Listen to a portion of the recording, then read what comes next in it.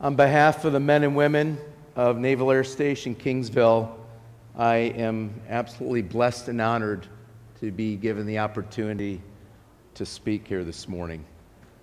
Pastor reached out when I looked back at the letter that has been sitting in my box back in July. That's amazing to me. And what I also find amazing is the tribute to the veterans in the church.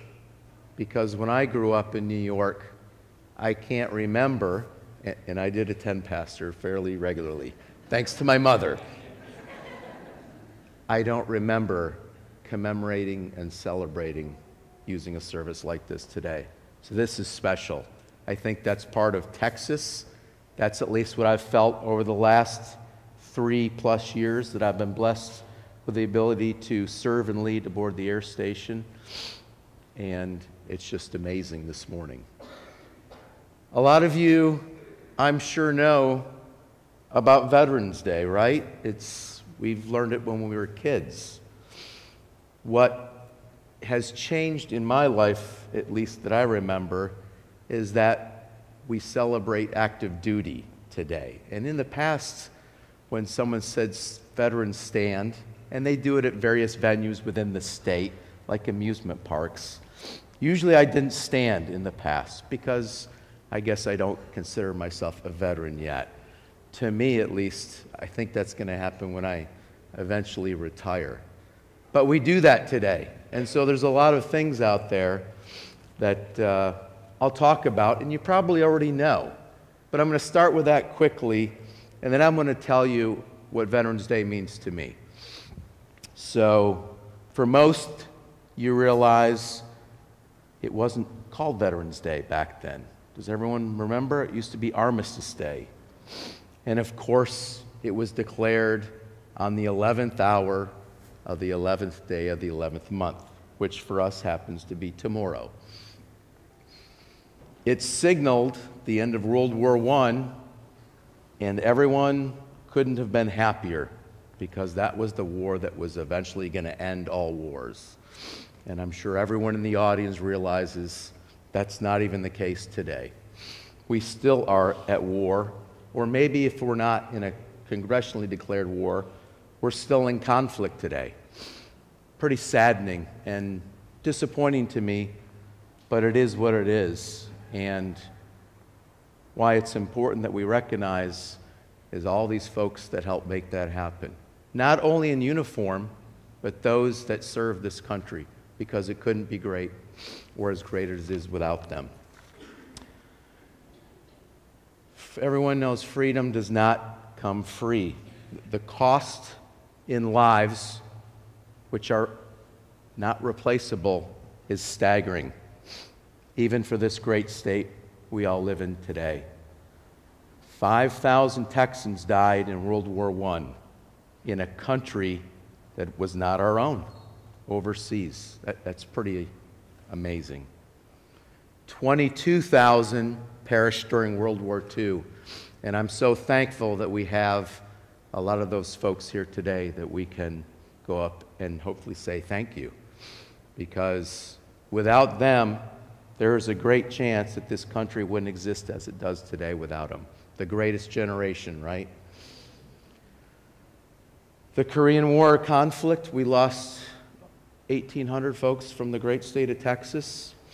Almost twice that during Vietnam, 3,400. And the count right now, due to the recent conflicts, be it in Iraq, Afghanistan, Syria, and others, is over 600, which is still fairly staggering to me. Yes, the loss has decreased, but for those that have that loss, they'll never forget. And that's why it's so important to remember what we do and all the sacrifices that folks make to make that happen. So I was going to tell you what Veterans Day means to me, and I think it's changed over the years. My father served in the Navy for a brief amount of time. My uncle flew as a navigator in what was once the Army Air Corps and is now the United States Air Force as of 1947. from D-Day all the way up through the Vietnam conflict. And I think my interest in flying came from him. And so when I think of Veterans Day, growing up, and I'll probably do it tomorrow, there's going to be all kinds of old movies on that folks like John the Duke Wayne are in, be it Vietnam or others. That reminds me of Veterans Day, in addition to just being a day off. At least when I went to school, I think my kids have to go to school tomorrow. But it's those stories from my father when we used to look at old slideshows when I come home on vacation, and between he and my uncle and just listening to them talk about the sacrifice and all the things that they did. To me, that's Veterans Day. And he had all kinds of great stories, both my dad and uncle. My uncle was not, unfortunately, as interested in telling most, because some he didn't want to remember. He'd rather they forget it.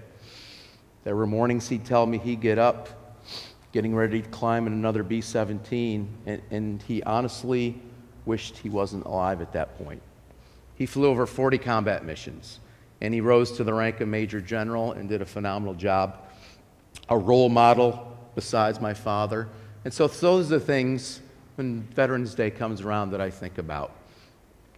My final message, if I can make the final point, is all you veterans out there, be proud of your service, and I hope all of you are, because this new generation needs to remember what we all fought for.